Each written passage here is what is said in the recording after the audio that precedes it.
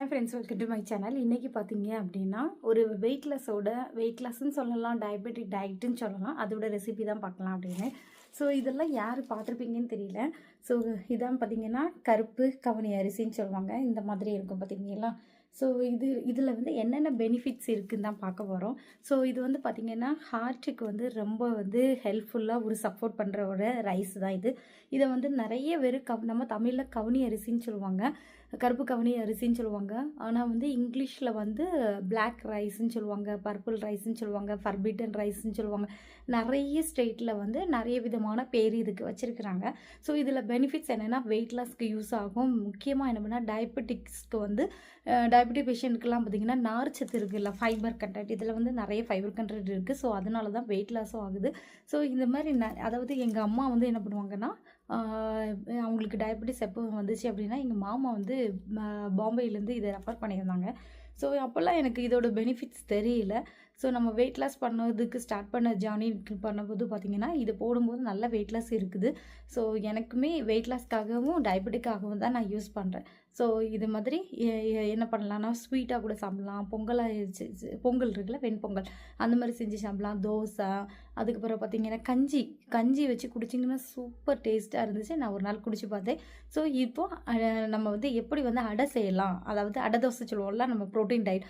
So அதில் கவனி அரிசியில் எப்படி செய்யலாங்கிறதெல்லாம் பார்க்கலாம் வாங்க வீடியோக்குள்ளே.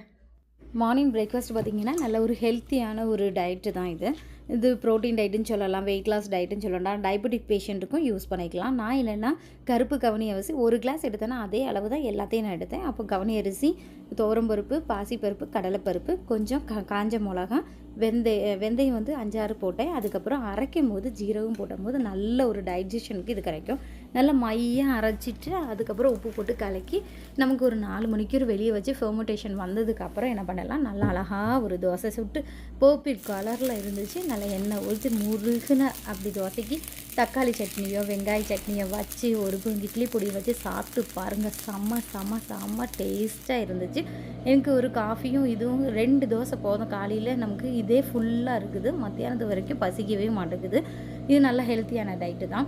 நான் அதுக்கப்புறம் பார்த்திங்கன்னா மத்தியானத்துக்கு என்ன பண்ணேன்னு மண்டை போட்டு உடைச்சிட்டு இருந்தேன். சிம்பிளாக என்ன பண்ணலாம் அப்படின்ட்டு கொஞ்சோண்டு கீரை இருந்தது, தக்காளி, வெங்காயம், பச்சை மிளகா, அதுக்கப்புறம் பார்த்திங்கன்னா சின்ன வெங்காயம் தான் இதுக்கு நல்ல பெஸ்ட்டு. அப்புறம் கொஞ்சம் பருப்பு, கொஞ்சம் சீரகம்லாம் போட்டு என்ன பண்ணேன், கொஞ்சம் மஞ்சள் பொடி போட்டு உப்பும் போட்டு என்ன பண்ணேன், விசில் அடித்து வச்சு தாளித்து கொட்டினா அழகாக டேஸ்ட்டாக கட்டியாக நமக்கு சோறோடு கூட்டு கழிச்சு சூப்பராக இருந்துச்சு. இப்போ பார்த்திங்கன்னா நான் அந்தால எல்லா வேலையும் முடிச்சுட்டு என்ன பண்ணேன்னா, நான் வந்து ஊர்லேருந்து கொண்டு வந்த வெண்டைக்காய், அந்த சீடு கொண்டு வந்திருந்தேன், வெண்டைக்காய் சீடு, அதுக்கப்புறம் வழுதுங்க சீடு எல்லாம் அந்த சைடில் போட்டேன். லெமன் கிராஸ் சும்மா தான் ஒன்று வச்சு பார்த்தேன், சூப்பராக வந்துருச்சு பார்த்துக்கோங்க. என்னோடய ஆனியன் வந்து கொஞ்சம் தழுத்து வந்துச்சு, அது சின்ன வெங்காயம் ஊர்லேருந்து கொண்டு வந்தது, அதையும் உள்ளே வச்சுட்டேன். சூப்பராக அடிபொலியாக வந்துட்டுருக்கு. வெயிட் பண்ணுங்க. இதை நான் வெண்டை போட்டதும் அதுவும் எப்படி வருதுன்னு பார்ப்போம். அதுக்கப்புறம் பார்த்திங்கன்னா 4 மணி செடி வந்து ஒரு அக்கா தந்ததை நான் என்ன பண்ணேன்னா அதை செப்பரேட்டாக வச்சு சூப்பராக வச்சுட்டோம். கலராக அழகாக வருது. நமக்கு வந்து பார்த்திங்கன்னா இந்த மாதிரி நம்ம பிடிச்சதை நம்ம செஞ்சுட்டு நம்ம நீட்டாக இருந்தோம்னா மனசு ரொம்ப அதாவது ஹாப்பினஸ் தான் நமக்கு கூட, நல்ல ஒரு ஃப்ரெஷ்னஸ்ஸு கிடைக்கும். எனக்கு இதெல்லாம் சந்தோஷம், இந்த மாதிரிலாம் என்ஜாய் பண்ணுறது. ஸோ நான் இப்படி தான், எனக்கு இதாக கஷ்டம் அப்படின்னா கொஞ்சம் வெளியே வந்துட்டு செடிகளோடு பேசும்போது பார்த்திங்கன்னா நல்லா பூ வைக்கும், நமக்கு ஒரு சந்தோஷமும் கிடைக்கும். நீங்கள்லாம் செடிங்கிட்ட பேசி பாருங்கள், அப்போ தெரியும். இதேமாரி வேறு வீடியோஸோடு உங்களை வந்து சந்திக்க வரேன். பாய்.